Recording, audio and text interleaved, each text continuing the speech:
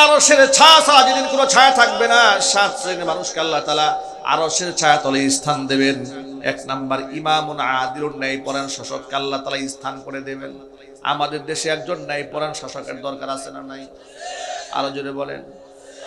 আমরা হযরত উমরের মতো একজন শাসক চাই ইনশাআল্লাহ, বলে না।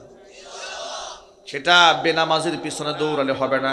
আপনারা আজকে থেকে একটা পণ করেন, যে দলেরই নেতা হোক না কেন অন্তত পক্ষে তাকে 5 ওয়াক্ত নামাজি হতেই হবে ইনশাআল্লাহ, বলেন।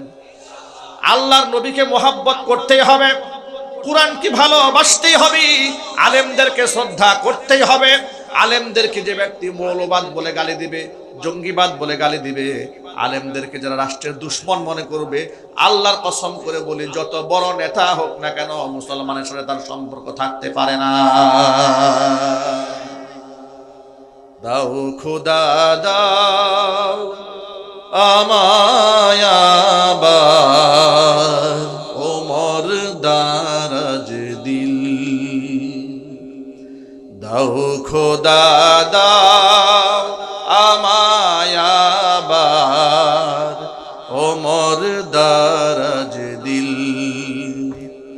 দাও আলীর মতো বীর সেনানী, আলীর মতো বীর সেনানী জাগাতে নিখিল,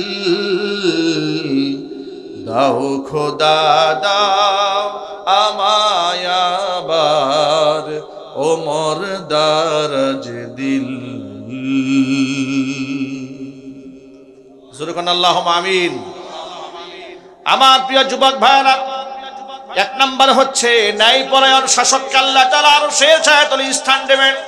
2 নাম্বার হচ্ছে ওয়াশাবুন নাশা ফি ইবাদাতিল্লাহ, ওই যুবক যে যুবক তার যৌবনকাল আল্লাহর বন্দেগীতে কাটায় দেয়, তাকে আল্লাহ তাআলা আরশের ছায়াতলে স্থান দেবেন। যত যুবকেরা এসেছেন আল্লাহর আরশের ছায়াতলে স্থান পাওয়ার আশা আছে কার কার? দুহাত দেখতে চাই। আল্লাহ যেন সকলকে কবুল করেন। জোরে জোরে কোন আল্লাহুম্মা আমিন।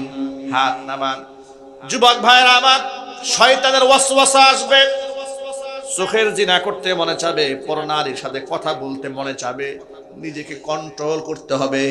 জান্নাত তো আর কম দামি জায়গা নয়, যদি অর্জন করতে মনে চাই নিশ্চয়ই ত্যাগের বিনিময় করতে হবে, ঠিক কিনা বলেন? জান্নাত কি সস্তা জায়গা? পচা জায়গা, পচা জিনিস ডাস্টবিনে থাকবে। জান্নাত শ্রেষ্ঠ জায়গা, এটা অর্জন করে নিতে হয়, কথা বলতে হবে, ঠিক কিনা জোরে বলে?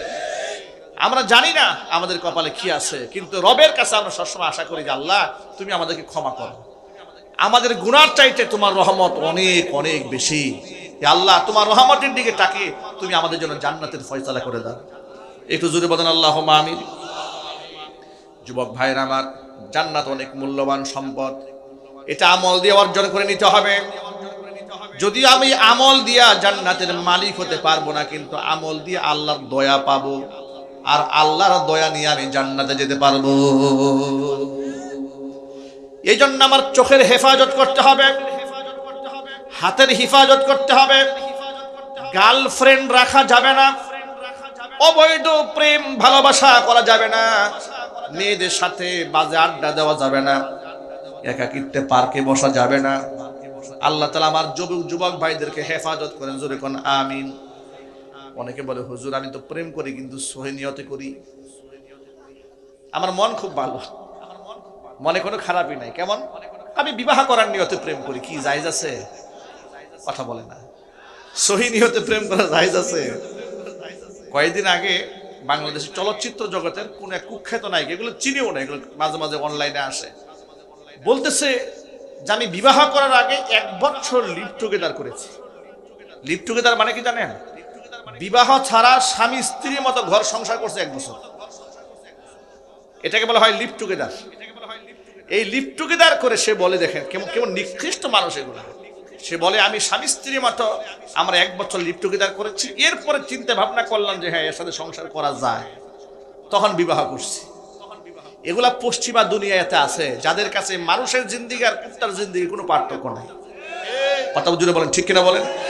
ফ্রি সেক্সের দেশে ওদের কোনো লাজ লজ্জা নাই, হায়া নাই, শরম নাই, ওরা যা মনে চায় তাই করতে পারে। যারা পরকাল বিশ্বাস করে না এরা যা মনে চায় তাই করতে পারে। একজন মুসলমান কি যা মনে চায় তাই করতে পারে? এটা নিয়ে ইতোমধ্যে আলহামদুলিল্লাহ বাংলাদেশের সম্ভবত হাইকোর্ট থেকে তাকে ক্ষমা চাইতে বলা হয়েছে, রুল জারি করা হয়েছে তার বিরুদ্ধে। সে কেন এই ধরনের বাজে একটা উক্তি, এই দেশের সংস্কৃতির বিরুদ্ধে সে কথা বলেছে, কথা বলতে হবে ঠিক কিনা? এই দেশে বিবাহ বহির্ভূত ভাবে লিভ টুগেদার করার কি রাষ্ট্রীয় সংস্কৃতি আছে, ধর্মীয় সংস্কৃতি আছে? এই কালচার কি এই দেশে যায়? তাহলে সে মিডিয়াতে এই কথাটা বলে সে বললো এটা একসময় স্বাভাবিক হয়ে যাবে। সে এটাও বলেছে আমার বাপ মা আত্মীয় স্বজন প্রথম একটু খারাপ মনে করেছে, পরে তার মেনে নিয়েছে। এর মানে সে এটাকে নরমালাইজেশন করার জন্য, স্বাভাবিক করার জন্য সে একটা প্রক্রিয়া চালাচ্ছে। তার কাছ থেকে জবাবদিহিতা চাওয়া হয়েছে। আমরা বলি লিভ টুগেদার নয়, এটা হচ্ছে জিনা টুগেদার। ঠিক কিনা বলেন? হালাল না হারাম? আপনি একসাথে স্বামী স্ত্রী ওরা থাকবেন তো দূরের কথা, নবী করিম সাল্লাল্লাহু আলাইহি ওয়াসাল্লাম একসাথে বসতেও হারাম করেছে। বিবাহ বহির্ভূতভাবে আল্লাহর নবী সাল্লাল্লাহু আলাইহি ওয়াসাল্লাম এক জায়গায় বসতেও নিষেধ করেছেন। নবীজি বলেছেন লা ইয়াখলুওয়ান্না রাজুলুন বিইমরাতিন ইল্লা সালিসুহুমা শাইতান।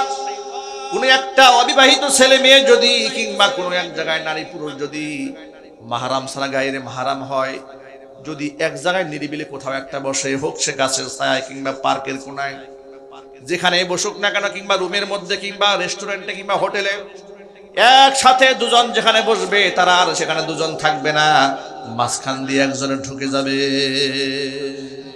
কে ঢুকবে? মাশাআল্লাহ, ওয়াজ তো ভালোই বুঝেন আপনারা। ওরা আর দুজন থাকবে না, মাঝখান দিয়ে শয়তান ঢুকবে। শয়তান ঢুকার পর ততক্ষণ পর্যন্ত এদেরকে শয়তান ছাড়বে না যতদিন না পর্যন্ত এদেরকে জিনা ব্যভিচারে মুবতালা না করবে। জোরে কোন নাউজুবিল্লাহ।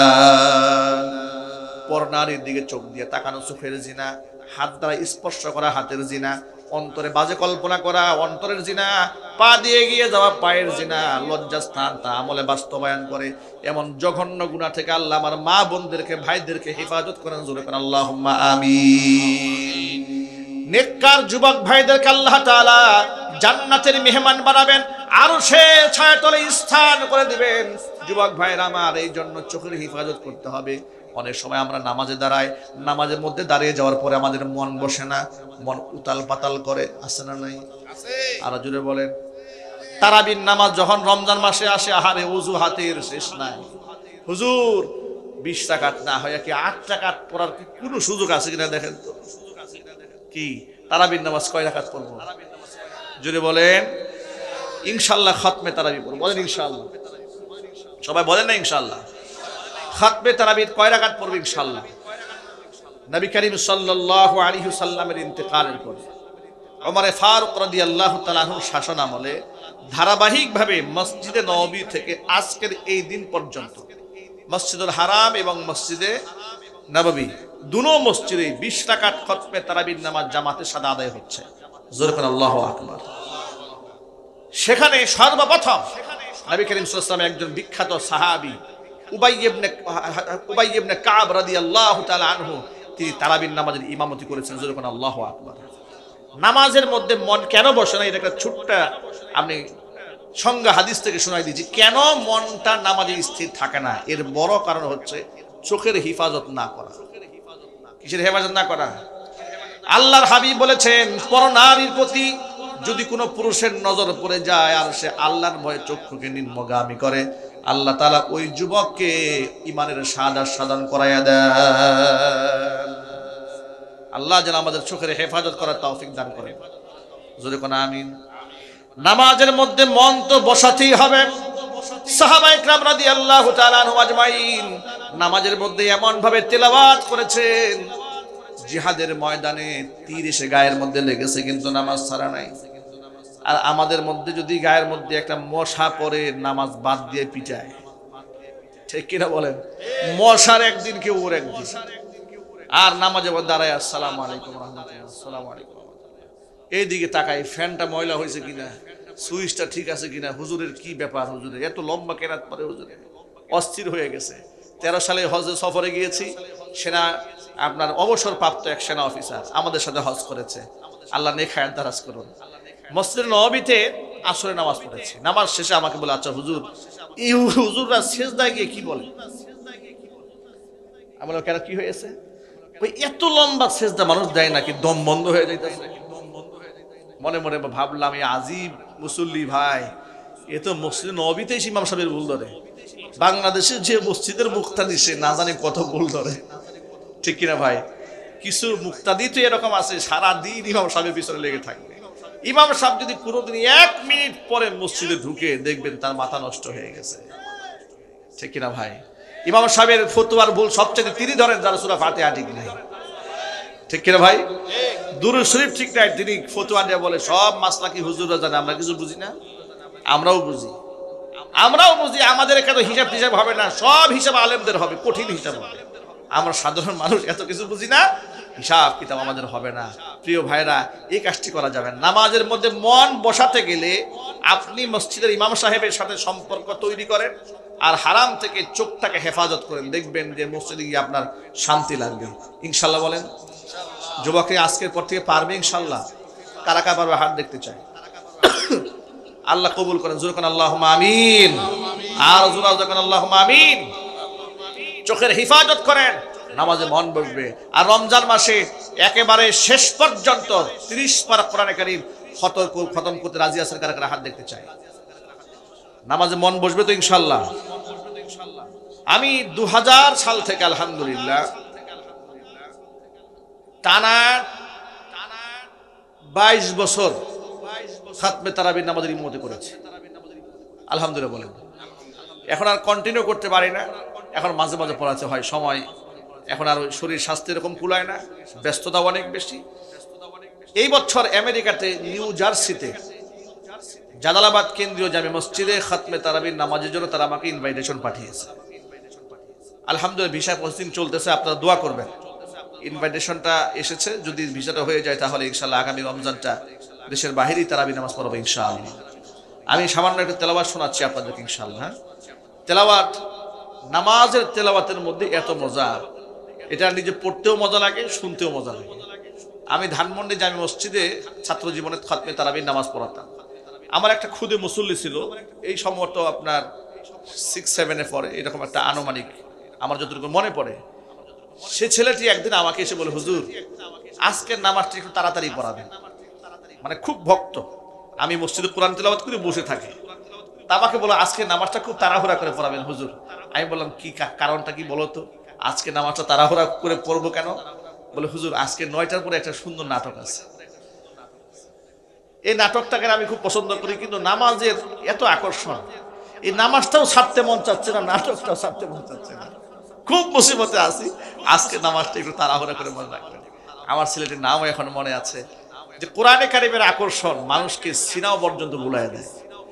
আল্লাহু আকবার বলেন, চিৎকার দেখুন আল্লাহু আকবার। এই সংস্কৃতি দেশে চালু হওয়া দরকার। যদি কোরআন তেলাওয়াতের মজমা হয়, কোরআনে কারিমের তালিম হয়, তরবিয়াত হয়, দেখবেন যে এই দেশের ছেলেরা তারা অনিসলামিক কর্মকাণ্ড থেকে বের হয়ে আসতেছে। এগুলা যদি না হয় তাহলে তারা ব্যভিচারের দিকে যাবে, তারা সিনেমার দিকে যাবে, তারা কনসার্টের দিকে যাবে। আর যদি কোরআন তেলাওয়াত এমনকি দ্বীনি মাজলিসে তালিম তরবিয়াত বেশি হয়, তাহলে এমনিতেই গুনাহ থেকে তারা বের হয়ে আসবেন ইনশাআল্লাহ। তিনি, ওই ছেলেটি আমাকে বলতে, হুজুর আপনি যখন রমজানে তেলাওয়াত করেন, প্রতিটা সুর হৃদয়ে এমন লাগে যে আমি সিনেমা দেখা আমার ভালো লাগে না। আমি নামাজে দাঁড়াই যাই, সুবহানাল্লাহ বলেন। আউযু বিল্লাহি মিনাশ শাইতানির রাজীম। বিসমিল্লাহির রহমানির রহিম।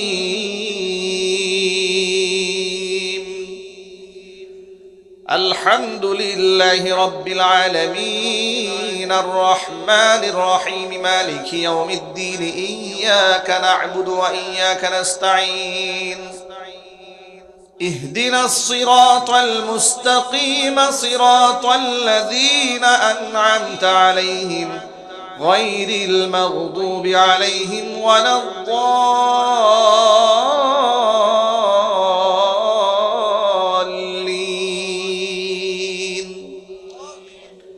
বিসমিল্লাহির রহমানির রহিম। ইয়া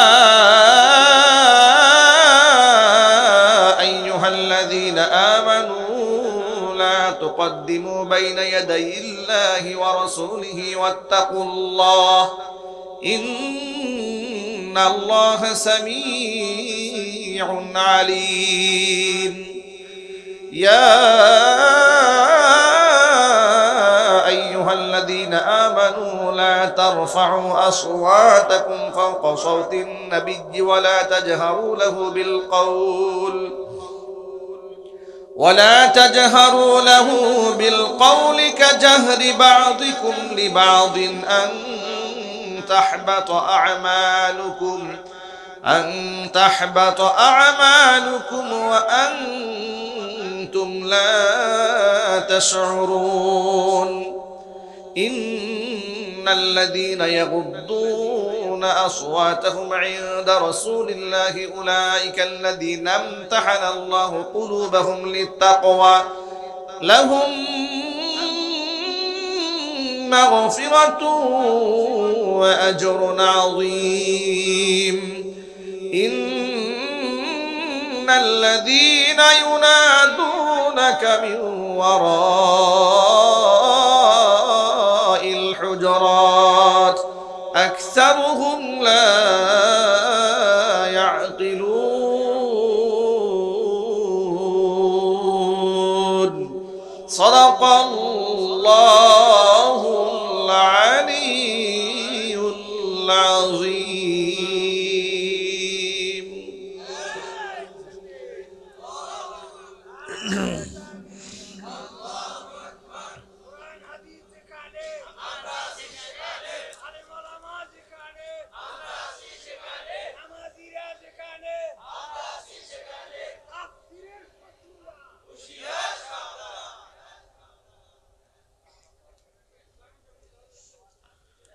মাশাআল্লাহ হুজুর, যে ব্যক্তিগুলো সারা দিন হাঁটতে পারে কিন্তু মসজিদে গিয়ে চেয়ারে বসে নামাজ পড়ে, তাদের ব্যাপারে মাসআলা জানালে খুব খুশি হব। কি এরকম মুসল্লি এলাকায় আছে নাকি? এটা কিন্তু খুব দুঃখজনক কথা, এটা খুব দুঃখজনক কথা। প্রিয় ভাইরা, আপনাদেরকে মনে রাখা উচিত নামাজে দাঁড়িয়ে থাকার বিধান কি বলেন তো? মাশাআল্লাহ, এই যে অনেকেই জবাবটা দিতে পারেন না, খুব একটা কমন প্রশ্ন। নামাজে দাঁড়িয়ে থাকা কি? কিয়াম করা কি ফরজ? ফরজ ইবাদতের মধ্যে আপনি কেন ঘাটতি করবেন ভাই? আপনি সারাদিন হাঁটেন, অসুবিধা নেই, হাট বাটায় যাচ্ছেন, কোনো অসুবিধা নাই। মসজিদে গিয়ে চেয়ার একটা নিয়ে বসে পড়লেন, কি চেয়ারম্যান হয়তো খুব মন চায়। চেয়ারে বেঁধে নামাজ তো আল্লাহর কাছে পছন্দ না, ঠিক কিনা ভাই?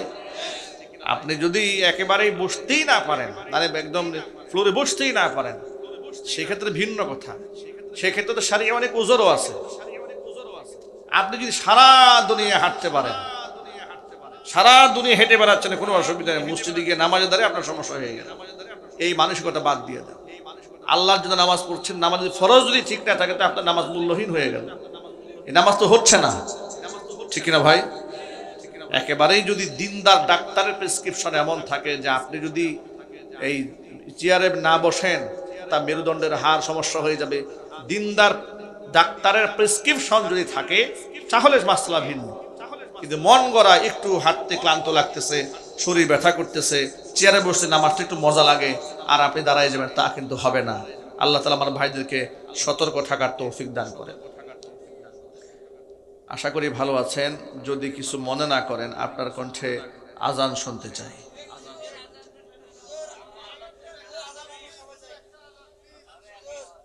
সুবহানাল্লাহ। আগামী 20 জানুয়ারি 2025 রোজ সোমবার কামারপাড়া কেন্দ্রীয় ঈদগাহ মাঠে দিনের বেলা বিরাট তাফসীর কোরআন মাহফিল, প্রধান আলোচক হাফেজ কারি মাওলানা আব্দুর রহিম আল মাদানী। কি আমার মাহফিল? জি জি জি, 20 তারিখে জানুয়ারি 20 তারিখে। হ্যাঁ, এটা কোথায়? কামারপাড়া কেন্দ্রীয় ঈদগাহ ময়দান, দিনের বেলাতে কামারপাড়া কেন্দ্রীয় ঈদগাহ ময়দানে কমিটি আমাদেরকে দাওয়াত করেছে। আমাদের তো এই বছর শিডিউল নাই, রাতে মাহফিল দেওয়ার তো কোনো অবস্থায় কোনো সুযোগ নাই। দিনের বেলায় মাহফিল নিয়েছে, দিনেও শিডিউল হচ্ছে না, পরে দিনের বেলায় তারা সম্ভবত হেলিকপ্টার ভাড়া করেছে। মিস করেন? আচ্ছা, দূরত্ব বেশি হওয়ার কারণে উত্তরবঙ্গের প্রোগ্রামটা কম দেওয়া হয়, আমাদের আসতে কষ্ট হয় অনেক। আজকে কি পরিমাণ টায়ার্ড হয়েছে। গতকালকে প্রোগ্রাম ছিল সেই কুমিল্লা, এই কুমিল্লা থেকে রাত্রেবেলায় এসে সকালবেলা ঘুমানোর সুযোগ নাই, আবার দৌড়ে উত্তরবঙ্গে রওনা, দুপুরবেলা মাহফিল ছিল এক জায়গাতে, আবার এখানে শামিল হওয়া বড় কষ্টকর হয়ে যায়। কিন্তু উত্তরবঙ্গের মানুষদেরকে আমি বড় ভালোবাসি, আল্লাহ তাআলা তাদেরকে কোরআনের জন্য কবুল করেন। আরও জোরে কোন আল্লাহুম্মা আমিন।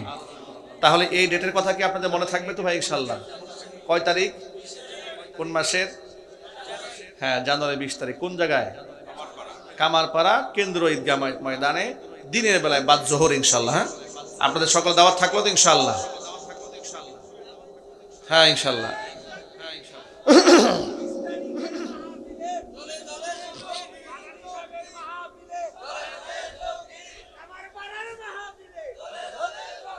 মাশাআল্লাহ।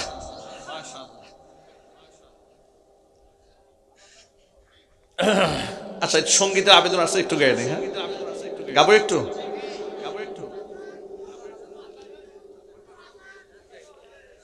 আচ্ছা ঠিক আছে।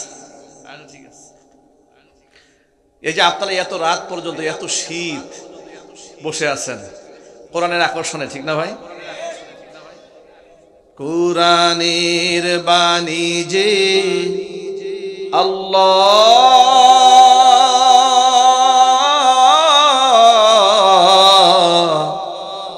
আমাকে করেছে ব্যাকুল, আমাকে করেছে ব্যাকুল।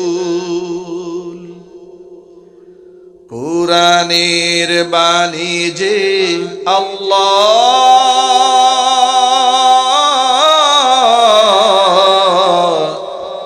আমাকে করেছে ব্যাকুল, আমাকে করেছে ব্যাকুল। তাই তো এমন উঠলে উঠে প্রাণ আমার হয় যে আকুল, আমাকে করেছে ব্যাকুল, আমাকে করেছে ব্যাকুল। কোরআনের বাণী যে আল্লাহ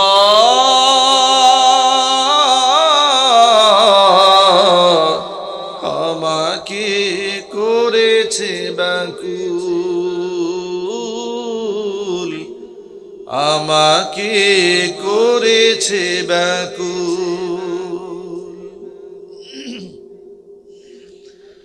সকল যুগের মানুষ জানে কি মহিমা আল কোরআনে, সকল যুগের মানুষ জানে কি মহিমা আল কোরআনে। এমন মধু পেয়ে হে আল্লাহ, এমন মধু পেয়ে হে আল্লাহ চিনতে কি কেউ করে ভুল, চিনতে কি কেউ করে ভুল। কোরআনের বাণী যে আল্লাহ আমাকে করেছে ব্যাকুল, আমাকে করেছে ব্যাকুল, আমাকে করেছে ব্যাকুল।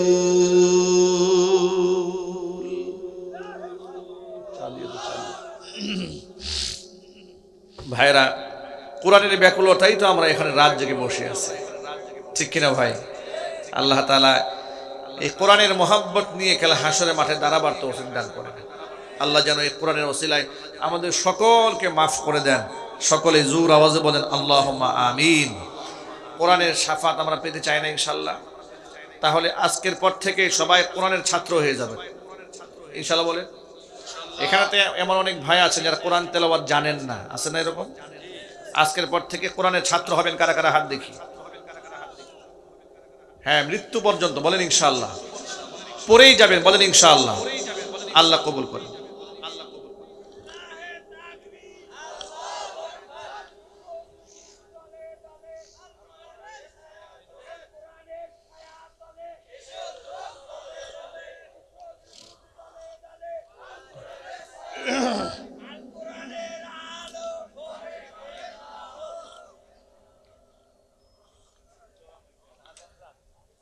ভাই কোনো বক্তব্য আছে আপনাদের?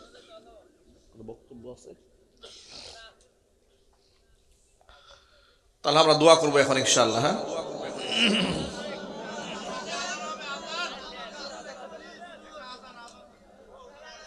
এত রাতে আজানের কথা মনে আছে আপনাদের?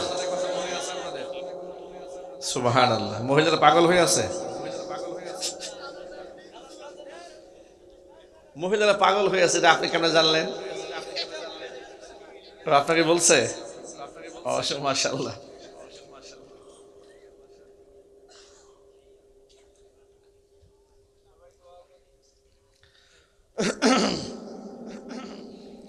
আজানের ভাই একটু দিলে একটু বাড়াই দেন হালকা।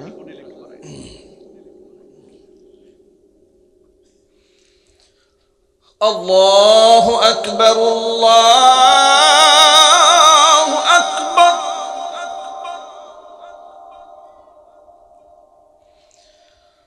আল্লাহু আকবার,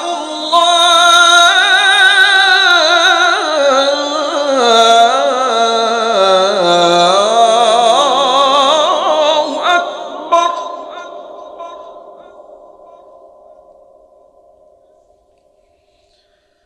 আশহাদু আল্লা ইলাহা ইল্লাল্লাহ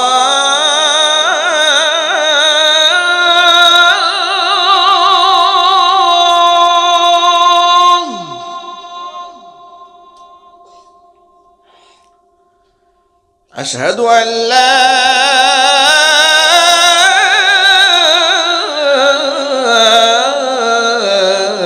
إله إلا الله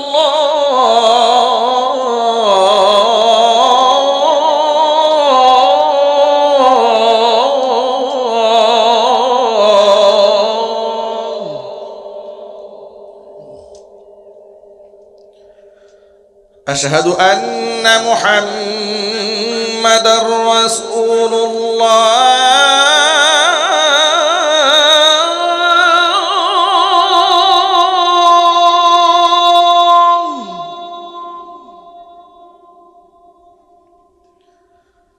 أشهد أن محمد رسول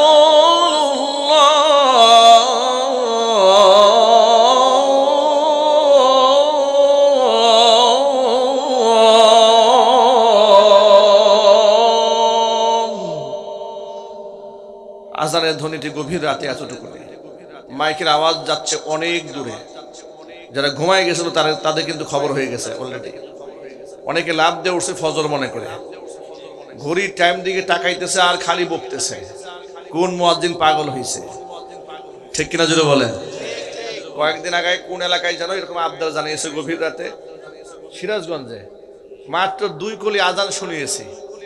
দেখি আমার আজান শুনে পাশের মসজিদের মহল্লার মুয়াজ্জিন মনে করছে অন্য মসজিদে আজান হচ্ছে, টাইম হয়ে গেছে, লাভ দিয়ে আজান দেওয়া শুরু করছে মসজিদের মাইকে।